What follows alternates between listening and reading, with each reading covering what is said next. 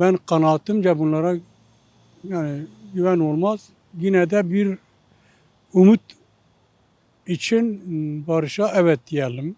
Böyle baskıyla, zulümle vuracağız, kıracağız, keseceğiz, biçeceğiz de olmaz. Barış ancak karşılıklı tarafların insani ve vicdani konuları ortaya koyup karşılıklı şeylerle olur.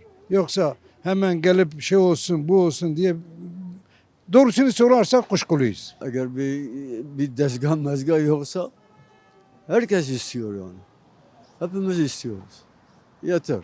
Analar ağlamasın, kan dökülmesin. Yeterince insanlar gözyaşı döktü ve muhakkak ki bir barışın olması gerekiyor artık. İnsanların burasına geldi. Yeter artık yani diyoruz. Zaten uzun bir süredir de biz barışık olarak yaşıyoruz. Türkler bizimle barışmak istemiyor. Beklentimiz hep eşitliğin olması. Herkesin aynı şartlarda yaşaması yani. Başka bir beklentimiz yok. En kötü savaş bile en kötü barış bile savaştan iyidir zaten. Ki artık son aşamaya geldi. Ben bunu öyle biliyorum. Ve bu saatten sonra zaten barış süreci olmazsa da hiçbir şey olamaz. Yani illaki bekliyoruz ki olmasını da istiyoruz. Dünyada barış iyidir. Dünyada bütün dünyada yani Türkiye değil yani bütün dünyada barış önemlidir. Yani Türkiye'de de, Suriye'de de, bilmem Irak'ta da, bilmem İran'da da her yerde barış iyidir.